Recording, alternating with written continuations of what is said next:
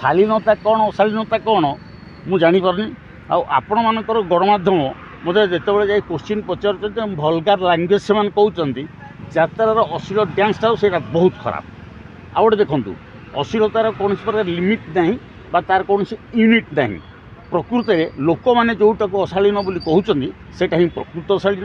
ଆଉ ଗୋଟେ ମୁଁ କଥା କହିବି, ଯଦି ପୁରୁଷମାନେ ଯଦି ଗୋଟେ ଭିଲିଆନ୍ ହେଉ ବା ଗୋଟେ କମେଡ଼ିଆନ୍ ହେଉ ବା ଗୋଟେ ହିରୋ ହେଉ, ଆପଣ ଗୋଟେ କହିବେ ଗୋଟେ ଧର ଚଡ଼ିଟେ ପିନ୍ଧିକି ଯାଇକି ଷ୍ଟେଜ୍ରେ ପରିବେଷଣ କରିବେ, ତାକୁ ଆପଣ 2 ଲକ୍ଷ ଟଙ୍କା କାଟିବେ, ସେ ଯିବେ ନାହିଁ। କୌଣସି ପୁଅ ପିଲା ଯିବନି, କୌଣସି ଆକ୍ଟର ଯିବେ ନାହିଁ। କିନ୍ତୁ ଆମକୁ ଯେତେବେଳେ ଦେଖନ୍ତୁ ଆପଣ ପୁଅ ଯେତେବେଳେ 5 ବର୍ଷ ହେଇଯାଇଥିବ, ପୁଅ ଯେତେବେଳେ 6 ବର୍ଷ ହେଇଯିବ, ସେତେବେଳେ ବାପା କହିବ ହେ ହେ ଲଙ୍ଗୁ ଲଙ୍ଗୁ ଲଙ୍ଗୁ, ସେଦିନଠୁ ସେ ଲଜ୍ଜାଟା ଜାଣିଛି। ଆଉ ଆମେ ତ ସବୁ ଜାଣିଛେ। ଆଉ ଯଦି କହିବା ଆପଣ ମୋତେ କହିବେ ଅଶ୍ଳୀଳତା କ'ଣ, ଯାହା ଲୋକମାନେ ଅଶ୍ଳୀଳତା ପାଇଁ ଆଜି ବିଫଳ କରୁଛନ୍ତି ଆଉ ସୋସିଆଲ ମିଡ଼ିଆରେ ସାମ୍ନାରେ କହୁଛନ୍ତି ସେଇଟା ହିଁ ଅଶ୍ଳୀଳତା, ସେଇଟା ହିଁ ଦୂର ହେବା ଦରକାର। ନାରୀମାନେ ଅଶ୍ଳୀଳତାକୁ ମାନୁନାହାନ୍ତି। ମାନେ ଦେଖନ୍ତୁ ଆଜ୍ଞା, ନାରୀମାନେ ଆଜିକାଲି ମୁଁ ଯଦି କହିବି ଗାଳି ଶୁଣିବି। ନାରୀମାନେ ଅଶ୍ଳୀଳତାକୁ ମାନୁନାହାନ୍ତି କେଉଁ ଜାଗାରେ ମାନୁଛନ୍ତି ସେଇଟା ଆପଣ ଭଲ ଭାବରେ ଜାଣିଥିବେ।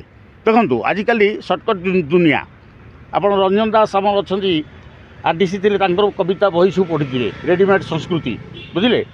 ନାରୀମାନେ ସଂସ୍କୃତି ମାନୁଛନ୍ତି କିନ୍ତୁ ସେଇଟାକୁ ପ୍ରଚାର ପ୍ରସାର, ଯେଉଁଟା ଆପଣଙ୍କର ଗୋଟେ ପ୍ରୋହିବିଟେଡ୍ ଏରିଆ, ନିଷିଦ୍ଧ ଏରିଆ। ପ୍ରୋହିବିଟେଡ୍ ସବୁ ଜାଗାରେ ଆପଣ ଦେଖିବେ ଇଲେକ୍ଟ୍ରିକ୍ ଯେଉଁଠି ଟ୍ରାନ୍ସଫର୍ମର ଆସିବ ଲେଖା ହେଇଥିବ ଡେଞ୍ଜର। ଆଉ ଗୋଟେ ଜାଗାକୁ ଦେଖିବେ ପ୍ରୋହିବିଟେଡ୍, ଆମ ପ୍ଲାଣ୍ଟ ଧର କେମିକାଲ ଅଛି ପ୍ରୋହିବିଟେଡ୍ ଏରିଆ। ସେ ପ୍ରୋହିବିଟେଡ୍ ଏରିଆଟା ଯଦି ସମସ୍ତଙ୍କ ଆଗରେ ପ୍ରକାଶ ହେବ ତାହେଲେ କରେଣ୍ଟ ମାରିବ ନା ନାହିଁ, ଏସିଡ୍ ଦେହରେ ପଡ଼ିବ ନା ନାହିଁ, କଷ୍ଟିକ୍ ଦେହରେ ପଡ଼ିବ ନା ନାହିଁ, ତାହେଲେ ସେଇଟା କ'ଣ କରିବା ଆମେ। ମେଡ଼ିକାଲରେ ମଧ୍ୟ ଆପଣ ଦେଖିବେ, ତେଣୁ ଅଶ୍ଳୀଳତା ଯେଉଁଟା ଆଜି ଯାତ୍ରା ପଡ଼ିଆରେ ଦେଖାଯାଉଛି ସେଇଟା ପ୍ରକୃତରେ ଅଶ୍ଳୀଳତା। ଲୋକମାନେ ଯେଉଁଟାକୁ ଅଶ୍ଳୀଳତା କହୁଛନ୍ତି ସେଇଟା ଅଶ୍ଳୀଳତା। ଏତେ ପରିମାଣ ପ୍ରୋହିବିଟେଡ୍ ଏରିଆଟାକୁ ଲୋକ ସାମନାରେ ଲାଗିବା, ଲୋକମାନେ ସେମାନେ ଚାହୁଁନାହାନ୍ତି। କିଛି ଲୋକ ଲୋକ ଚାହୁଁଛନ୍ତି, କେହି ଲୋକ ଚାହୁଁନାହାନ୍ତି।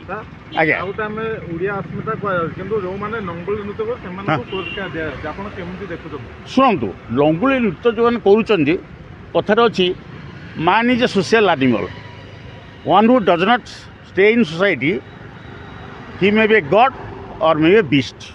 ହେଲା, ସେ ତ ଗୋଟେ ସନ୍ନ୍ୟାସୀ ହେଇପାରେ କିମ୍ବା ଗୋଟେ ପଶୁ ହେଇପାରେ। ଏ ଯେଉଁ ନଙ୍ଗୁଳି ଡ୍ୟାନ୍ସଟା ହେଉଛି ସମସ୍ତେ ଜାଣୁଛି, ସମସ୍ତଙ୍କ ଜିନିଷ ସବୁ ଠିକ୍ ଅଛି। ମୁଁ କହିବାର ପ୍ରଶ୍ନ ମାନେ ଓଡ଼ିଆ ସଂସ୍କୃତି ବୋଲାଉଛନ୍ତି କିନ୍ତୁ ନଙ୍ଗୁଳିମାନଙ୍କୁ ପୁରସ୍କାର ଦିଆଯାଉଛି।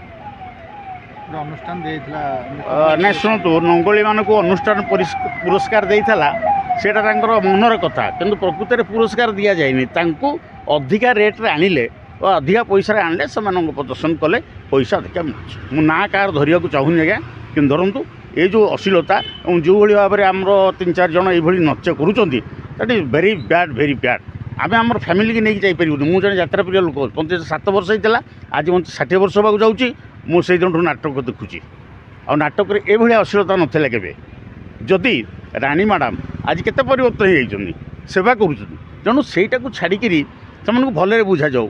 ଯେମିତି ସଂସ୍କୃତି ଉପରେ ଆପଣ କହୁଛନ୍ତି ଆଜ୍ଞା, ଏ ଯେଉଁ କେତେ ବେଦରଦୀ କଳା ଠାକୁର, ସେଥିରେ ଯେଉଁ କାହ୍ନା ଆମର କଳା ଠାକୁରଙ୍କୁ ଯେଉଁଭଳି ଭାବରେ ବ୍ୟବହାର ଦେଖିଲା ଖରାପ। ଠିକ୍ ଅଛି, ସେ ଯଦି କଲେ ଆପଣ ତାକୁ ଭଲ ଭାଷାରେ କୁହନ୍ତୁ। ଆପଣ ହେ କାଳିଆ କାହ୍ନା ଉଣ୍ଡେଇ ଦେବୁ ତୋର ବାନା, ଏସବୁ କହିବା ଦରକାର ନାହିଁ, ଏସବୁ ଦରକାର ନାହିଁ। କିନ୍ତୁ